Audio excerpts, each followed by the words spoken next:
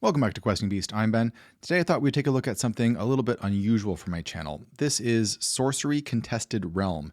It bills itself as an old school collectible card game, something that got me very interested, especially in the art.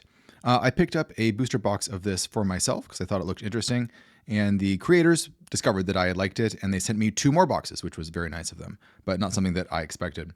So what's fascinating about this game is that it is by someone who loved the early days of Magic the Gathering and is trying to create a game that recaptures not only the look of the cards, but the type of gameplay and the type of community from those early days. It comes in booster packs of 15 cards each, 36 packs per box, or you can get one of these, which is a box of 4 starter decks. It's a great place to start because you have a starter deck for each of the 4 factions, which are the 4 elements: earth, air, fire, and water.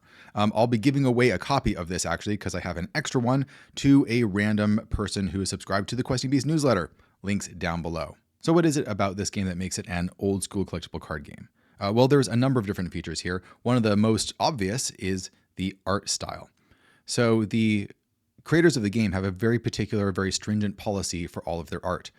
Every piece of art that they put on their cards has to be handmade in physical media. There is no digital art allowed at all. They even have some great artists like Jeff Easley. There are some pieces of art that are reused from other fantasy works. They have some Frank Frazetta in there, for example. But the vast majority of it is new art created in physical media, paintings typically. The result of this is that the art is very distinctive. And there is a great number of different artists that all have distinct styles as well, something that you see also in early collectible card games like Magic. There's not one kind of homogeneous house style that we see in a lot of modern collectible card games. They really lean into different artists showing off the particular way that they create fantasy art.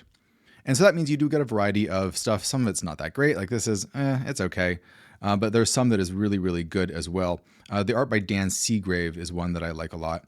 Francesca Beryl is also an artist who does a lot of great map making. I have actually one of her maps in my house, so it's really cool to see her there.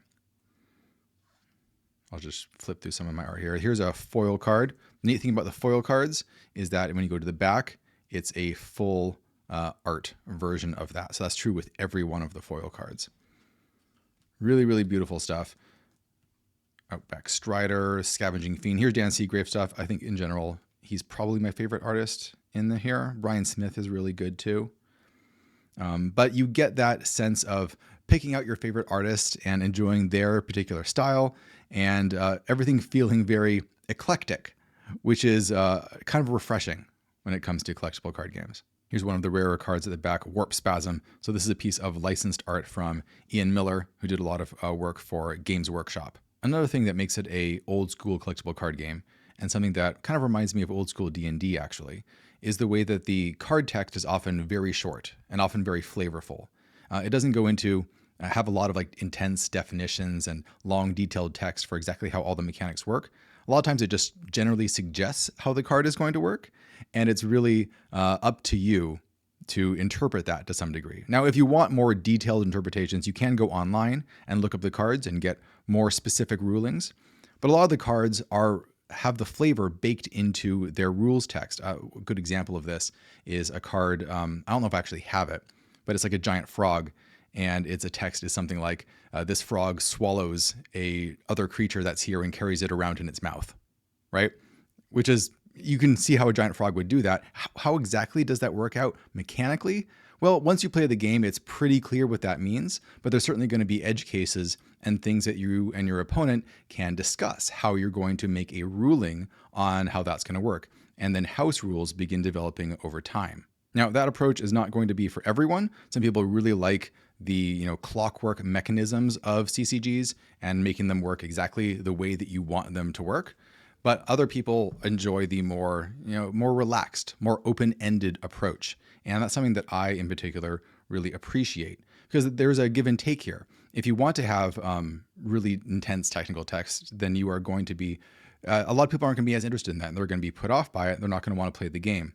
If you're more into the theme and the flavor, then this is going to be probably right up your alley. I'm not super familiar with early Magic the Gathering, but there are definitely some cards in here that remind me of early Magic cards and are definitely callbacks to that. For example, there's a kind of Power 9 in this original set of cards. There's only one set out so far.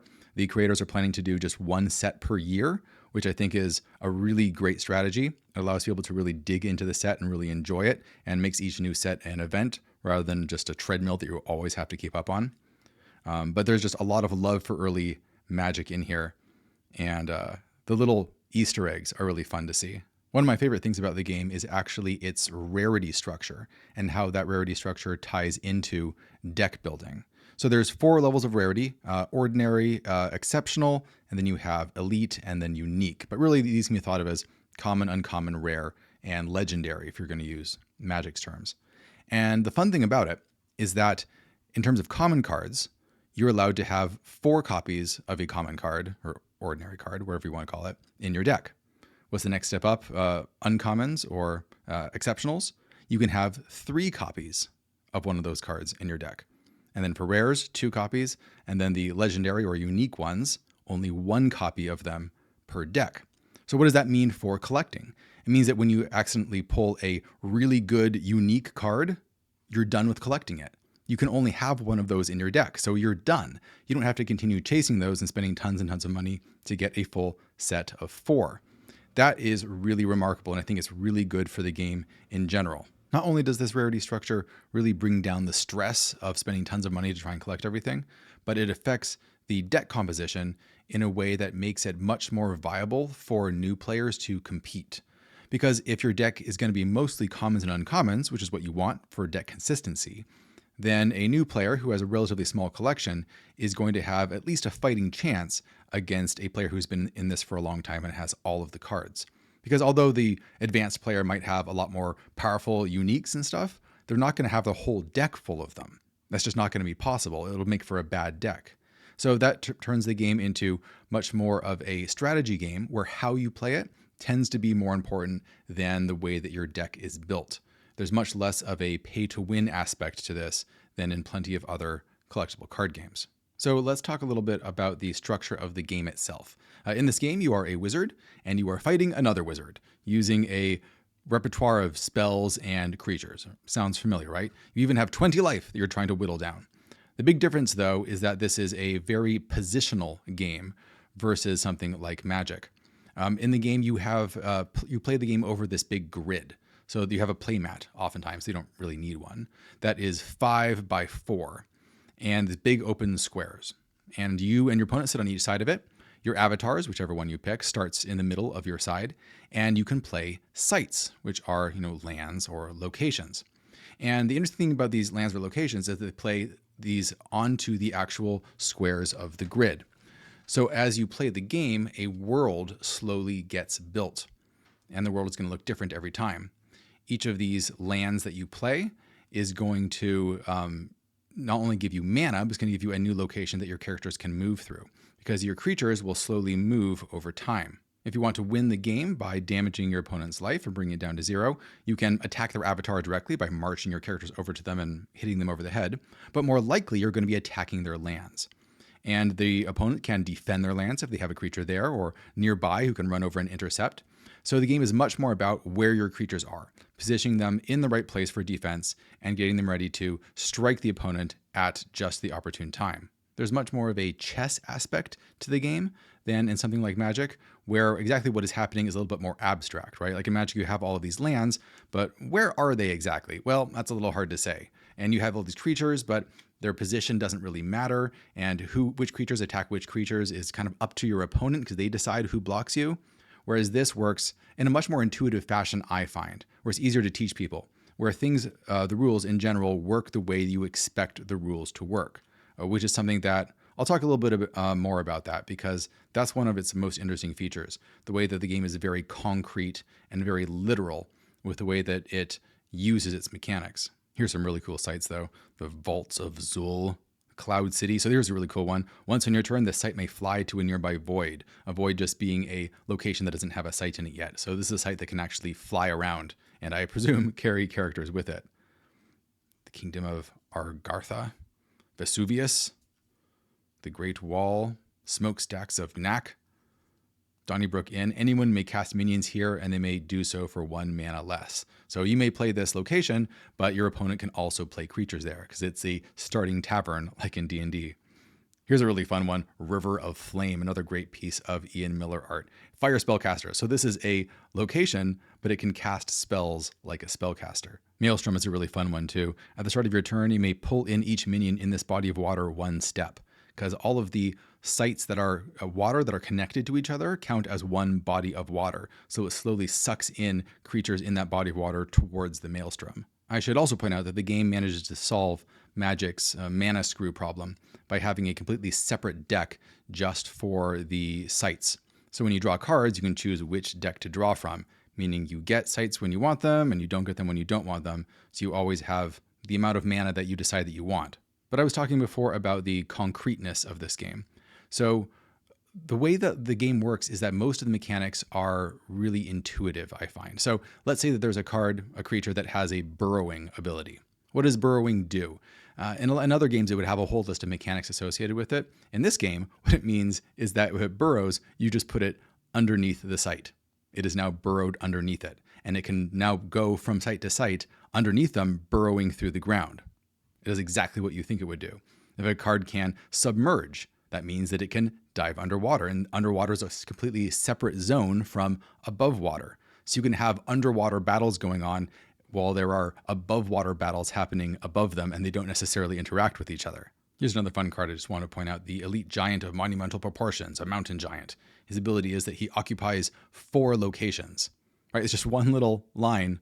What does that mean exactly? Well, the most intuitive way to interpret that is that he doesn't exist on one of these squares that you're moving around the board. He occupies an intersection of 4 squares. So he sits at the crossroads. So he's in 4 places at once. This can create some strange interactions. So again, some negotiation with your opponent may be necessary, but I think it's worth it for just the sheer amount of flavor that these things are able to deliver.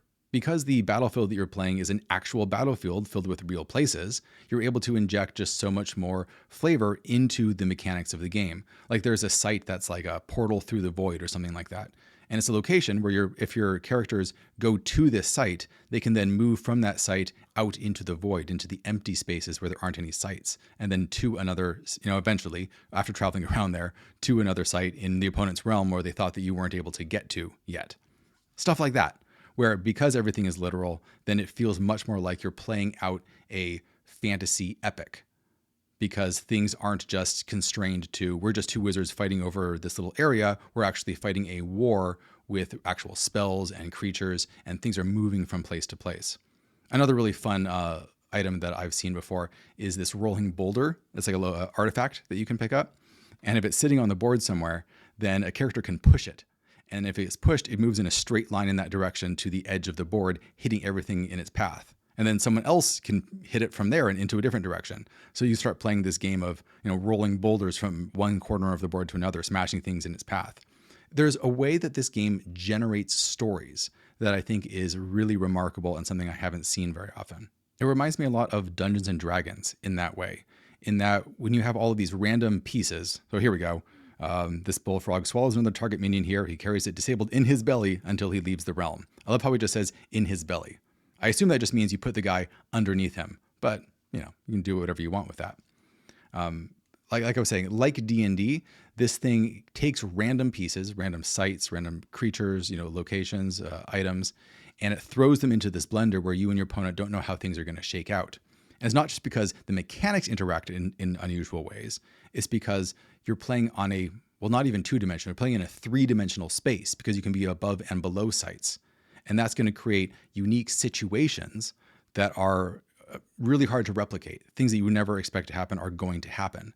And that's going to make for great things to talk about afterwards. Here's another great piece of flavor.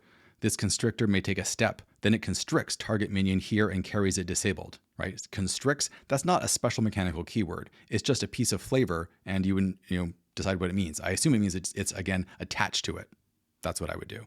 The next time the constrictor would untap, it instead kills that minion if it's still constricted.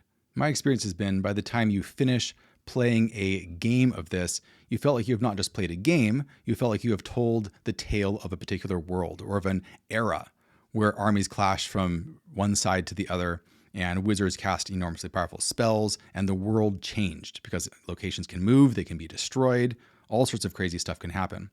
And even the way that spells work is very literal. So rather than spells just being an abstract effect that happens on the board, they always happen in a particular place. So for example, if you wanted to cast something like Firebolts, what does it say? Shoot 3 projectiles in the same direction, one at a time. Each deals 1 damage. So they has to come from a spellcaster.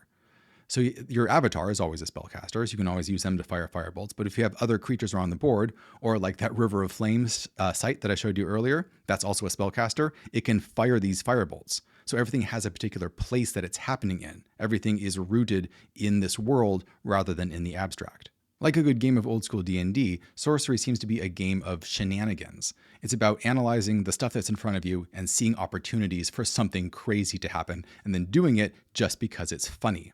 And then your opponents laugh at what happened, and you just carry on. Oh, here's that rolling boulder. Units here have a tap to give rolling boulder a push. Again, it just says give it a push. It rolls as far as possible and deals 4 damage to each other unit along its path. If you had a whole bunch of these out on the board at once, it would just be absolute chaos, and it would be hilarious. One other really fun rule I forgot to mention is that once you whittle your opponent down to 0 life, they don't actually die immediately. Instead, they get sort of an extra turn to try and survive. They get 1 life, and now you're in the end game. Because in this end stage of the game, in order to take away that 1 extra life that they have, you have to attack them directly. You can no longer attack their sites. So you have like this, war of fronts where your creatures were, trying to hit each other's sites before, but now it turns into a manhunt where you're trying to get behind enemy lines and chase down this avatar that's running for their life and firing spells at you. It's a really fun shift as the game kind of moves into a different mode right at the end. Overall, I've really found this game to be just a huge breath of fresh air in the collectible card game market, which I often find kind of stifling because of the sheer amount of money you have to pour into it. That's very much mitigated here. The boxes of it are not too expensive. It's like, I think $150 for a box of 36 packs, which is quite a reasonable deal. And like I said, you don't have to buy as many cards as you do in other games in order to have reasonable decks. The starter decks are actually quite good. The art is a real standout with lots of really great pieces of sometimes very strange and surreal, sometimes very realistic and practical types of illustrations that are just a lot of fun to pore over. I got really lucky and have a really rare card here. The Aquamarine Core is kind of like having one of the Moxes from Alpha D&D. Is one of the Power 9 in this particular set. The Immortal Throne, unique monument to life everlasting. I love how the type lines here not only tell you what the rarity is right in there, but they also has flavor built into it. That doesn't do anything. It's just fun to read. Well, that's it for my look at Sorcery Contested Realm. As usual, I will put links down below where you can pick this up, either in get booster boxes or if you want to get a starter deck box. And as mentioned before, I will be giving away a free starter deck box to one lucky person who is subscribed to the Questing Beast newsletter. Links down below. Thanks a lot for watching, everybody. See you next time.